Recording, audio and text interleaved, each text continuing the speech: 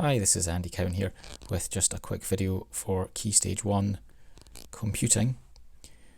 Today we're going to have a look at Scratch Junior. So it's the cat icon. Open that up, and to add a new project, click on the plus, and then this is the default project. So first success criteria is to add a background. Up in the top middle you've got the landscape type picture. Tap that, and then you can choose any background that you fancy. I'll just go for something simple.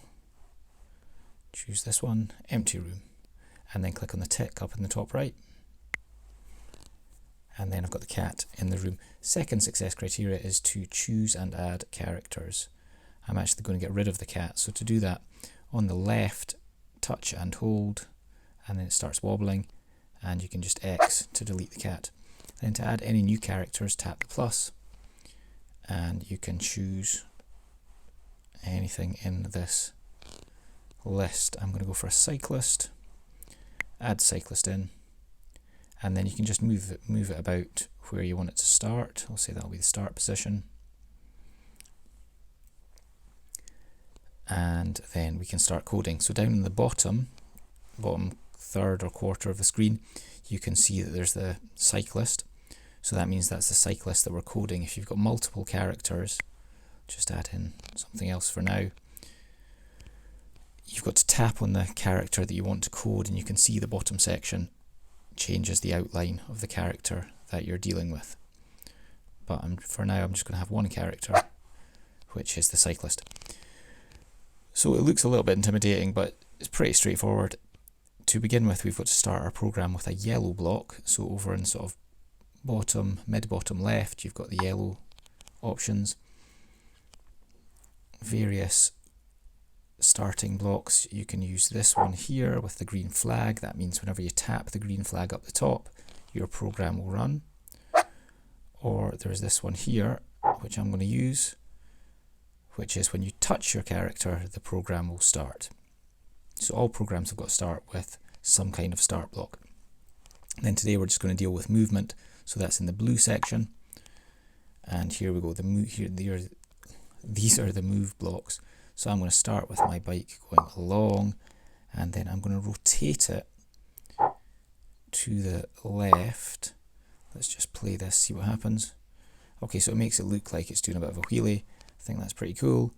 And then we'll just add some more forward blocks. And then you don't have to close off the program, it does work. But Scratch Junior seems to suggest that it's best to have a closing off block. You can either just close the program with that one, or you can loop the program with that one, which means it will just keep going. Runs, carries on, runs. Oh my goodness, we're going to end up driving along on our head, so that doesn't really, well, the program works, but it looks a bit silly. Go back to the start. I'm not going to loop, I'm just going to close it off. And then when I touch my bike, it does a wheelie, goes along, and then stops. So that's a successful program. There is a pretty cool thing you can do over on the cyclist on the left. If you tap the paintbrush, you can go into edit it, and then you can change colours of your bike. You just have to tap the part that you're interested in, and then change the colour, and then tap the part that you're interested in. So I'll have a red bike, and I'll have green wheels. There we go, that's pretty cool. You can also tap a section that you're interested in, just turn the face green, and then if you tap the camera over on the right hand side, tap the camera and then tap the part you're interested in, you can actually put your own face into the picture. It's quite hard to line up, and then just trying to line up and then look at the camera. Hopefully it'll take okay. Kind of. Right, and then tick up in the top right. So you can put your own face into the picture. Just restart and then touch the bike. I'm doing a wheelie. Awesome.